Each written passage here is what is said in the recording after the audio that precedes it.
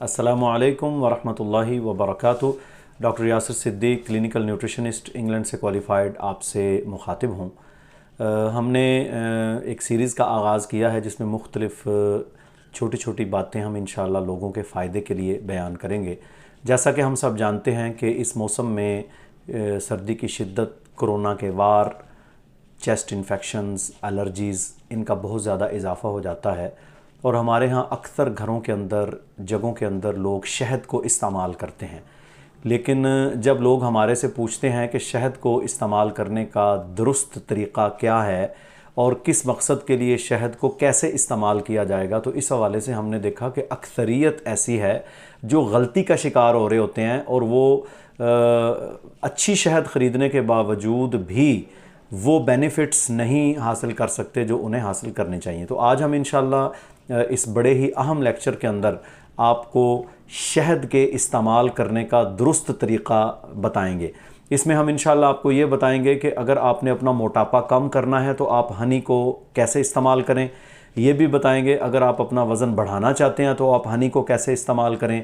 और इसी तरह मुख्तलिफ़ इन्फेक्शंस के अंदर शहद का क्या रोल है।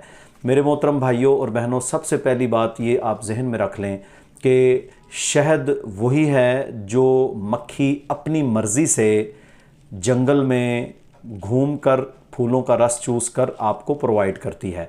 वो शहद नहीं होती जिसमें चीनी उनके सामने रख दी जाए और वो चीनी को लेकर और उसके बाद आपके सामने वो सारा लुआब आ जाए, बल्कि असल शहद जिसके बारे में शिफा उल लिन्नास अल्लाह सुब्हानहू तआला ने कहा, वो वही है जो मक्खी खुद ब खुद चूस कर फूलों के पत्तियों के अंदर से, उनके फूलों के अंदर से वो हम तक पहुंचाती है अल्लाह के हुक्म से।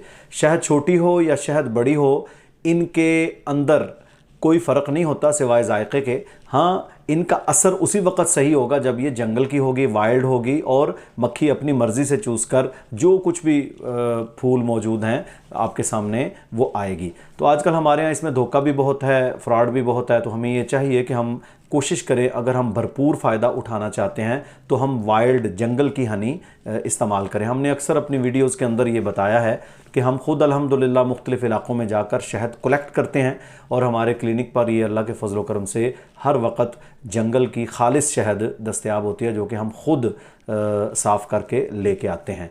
तो अब हम चलते हैं शहद के तरीक़ाए इस्तेमाल की तरफ। शहद के तरीक़ा इस्तेमाल में पहले नंबर के ऊपर तो ये शहद खालिस होना चाहिए, जंगल का वाइल्ड हनी होना चाहिए।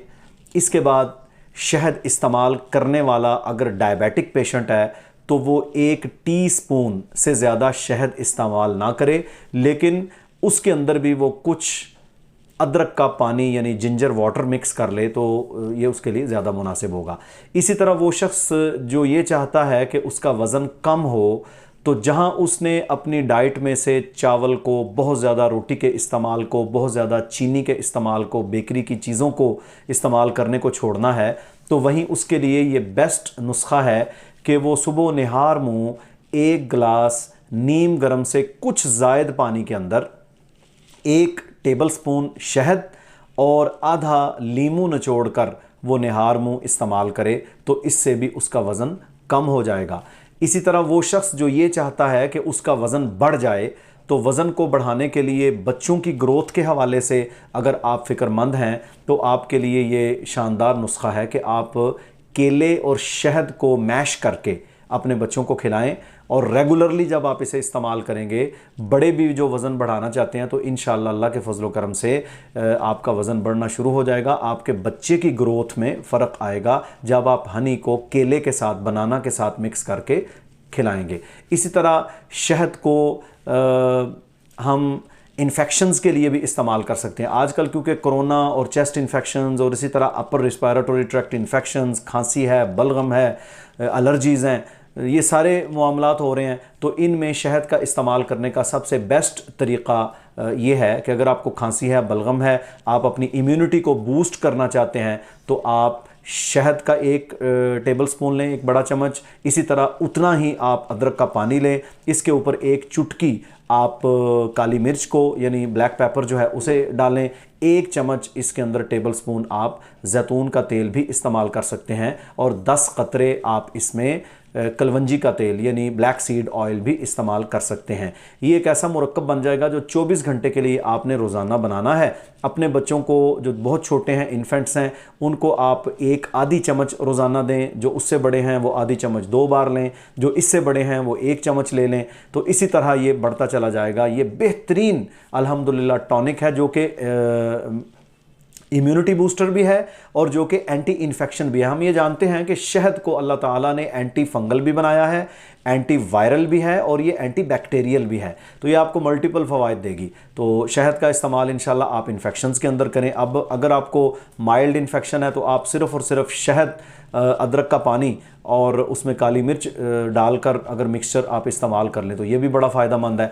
इसी तरह वो लोग जो हमें अक्सर औक़ात कहते हैं कि हमारा स्टोमिक दुरुस्त नहीं है, हमें गैस बन जाती है, और इसी तरह जब सुबह के वक्त हम बेदार होते हैं तो हमारे मुंह के अंदर पानी सा होता है, बादी सी जमा होती है, उनके लिए ये बड़ा शानदार नुस्खा है कि वो एक खाली कप लेंगे, उसके अंदर वो थोड़ी सी अदरक कूट कर डाल लें, आधे पोटे के बराबर, आधी इंच के बराबर, और इसी तरह 3 दाने काली मिर्च के डालें, उसके ऊपर उबलता हुआ वो पानी डालें और आखिर में 1 चम्मच हनी उसके अंदर मिक्स करके ये सोने से पहले वो रोज़ाना 1 कप अगर कहवा पी लें तो अल्लाह के फजल करम से चंद हफ्ते के अंदर उनके डाइजेशन के, गैस के और बादी के सारे मसाइल अल्लाह के फजल करम से ख़त्म हो जाएंगे। तो शहद को इख्तियार करें।